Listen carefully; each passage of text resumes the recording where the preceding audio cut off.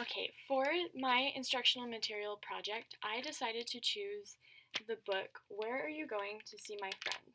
I thought that this was a good text to use in a classroom that is full of English language learners for a couple of reasons. But first, I'll tell you a little more about the book.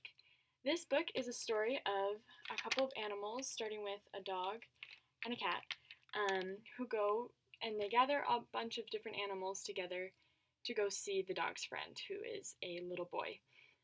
The interesting thing about this book is that there is an English version on this side, but if you flip it around, there's the Japanese version on this side.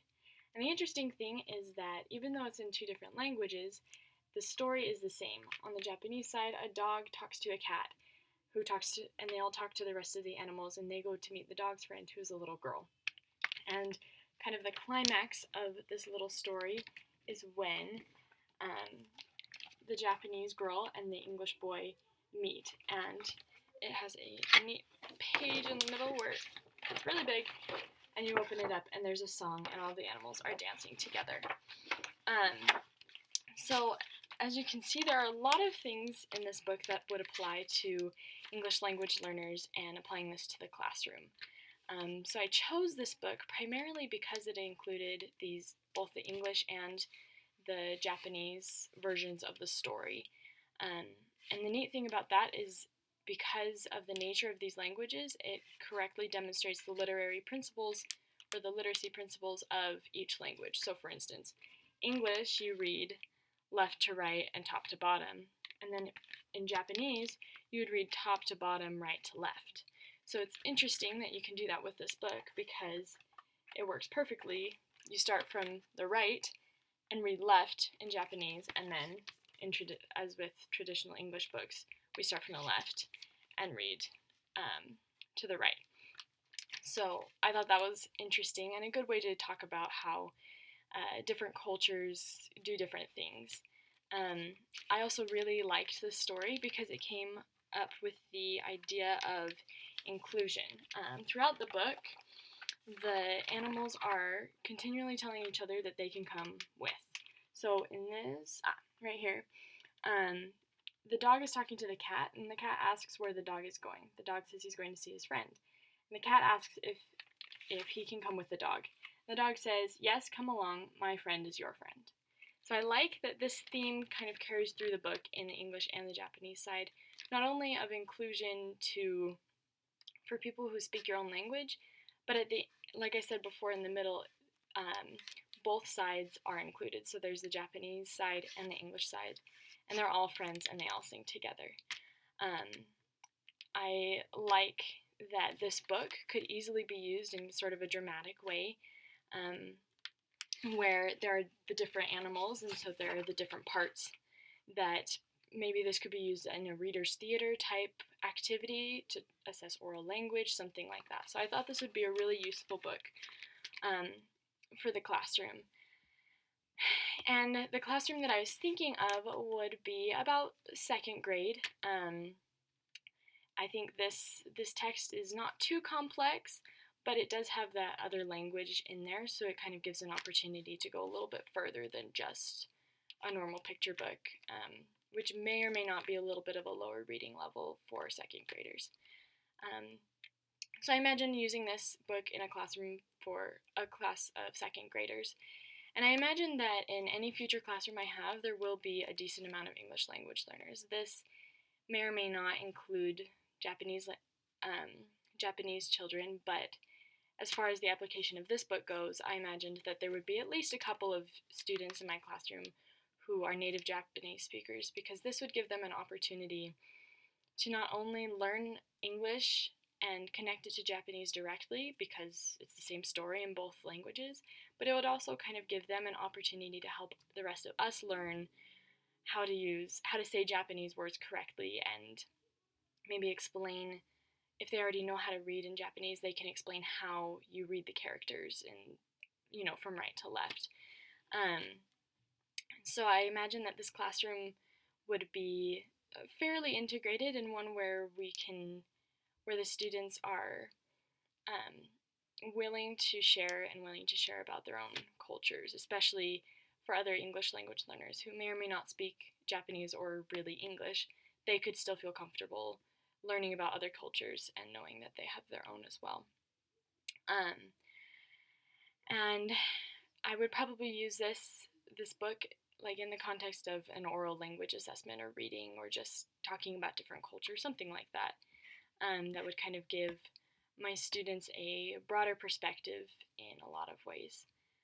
As I was thinking about the use of this book, I came up with a couple of theories that were pretty cool and connected really well with the ideas that I had for this book. The first one was the Sapir-Whorf hypothesis. This is the theory, kind of the combined hypothesis of Benjamin Whorf and Edward Sapir, where essentially they said that language frames perspective. And this is shown pretty directly in this book, simply through the way that it's read, left to right in English, and then right to left in Japanese. But it's also interesting because in this book, there's a different illustration style for the Japanese and for the English animals. So the Japanese is a little bit more realistic. It was done by a fairly famous children's illustrator from Japan, whereas on the other side, the English version of the story is by Eric Carle. The illustrations are, and they're a little bit more colorful, a little more abstract, and I don't know if that necessarily has to do with the culture itself, but I thought that was interesting to kind of show that there are differences between cultures and differences between languages, but there's still kind of the same idea of these animals and friendship.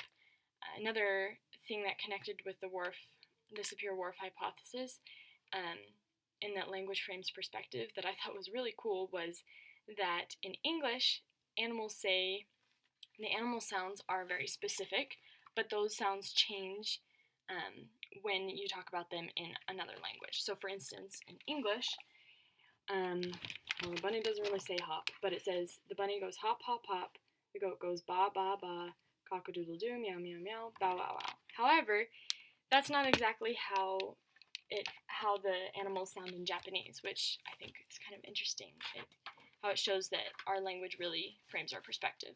So in Japanese, starting at the right, it says, and I probably can't say this right, but it's okay. That's what the pronunciation guide's for. It says tat, tat, tat, meh, meh, meh, cock, cock, cock, cock, meow, meow, meow, and other things like that. So even though it's the same animals, there are different animal sounds for the animals in the different languages, which I thought was interesting to show how our perspective changes. I also thought this book is well applied to the sociocultural theory by Leo Vygotsky, and I was reminded of a lot of things about the zone of proximal development that could be used when using this book. For instance, there's a lot of context in the illustrations, in the words. When the animals are speaking, there are little animal heads next to which animal is saying what.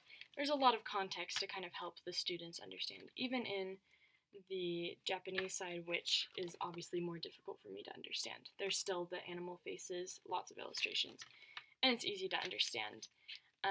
In the Japanese, like I've kind of mentioned before, there's a pronunciation guide. So with the zone of proximal development, that is kind of the place where we are able to learn more than we can by ourselves. So when we are in the zone of proximal development, we use a lot of tools called mediational tools. And those are the things that kind of allow us to take a step above what we can already do and to use these tools to learn more than we could by ourselves. So for instance, some of the things I thought of as far as mediational tools was that the pronunciation guide is a really good symbolic tool of how I, as an English speaker, can read and understand what the Japanese characters are saying. I wouldn't be able to learn or pronounce those things by myself because I don't have that knowledge. But if I connect that pronunciation guide written in the English alphabet with the Japanese characters, it makes it so much easier for me to connect everything together and to learn maybe what these Japanese symbols mean and how I'm supposed to read the Japanese. And like I've said before, the animal faces next to each line that the animals speak in particular are also symbolic tools that kind of help us to stay on track. If we were to use this book as a reader's theater activity, it would also be an activity in which we have to be conscious and active, which is an important part of ZPD. And we work together as a class. Maybe one student does the goat part and another student does the dog part, and we all learn from each other, especially if I have Japanese students who can show us and teach us a little bit more about the Japanese side. I also thought a little bit in general about Cummins' 4 quadrants, about the cognitive and contextual demands of this book, and overall, I think this is pretty contextually embedded because of the pictures and the pronunciation guide and the animal faces and everything I've already talked about. Cognitively, it is a little bit more demanding because it requires reading, and it requires reading in 2 languages. So it's a pretty good balance, I think, between being context embedded and cognitively demanding. There are a couple of limitations with using this particular text in the classroom. The first is that it has only Japanese and English.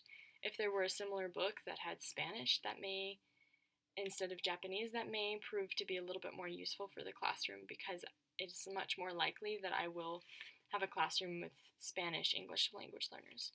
So that is one limitation that I found. Also, if students are already having a little bit of difficulty reading in English, they may have a little more difficulty understanding the kind of the point and the different literacy practices when reading the story in Japanese. So that may be another limitation of using this. Another thing that I thought of was, as you probably were able to tell on the video, it's a little bit difficult to show, if I wanted to show the English and the Japanese side, you kind of have to flip back and forth. So physically, it's a little bit of a difficult tool to use, but it's possible. And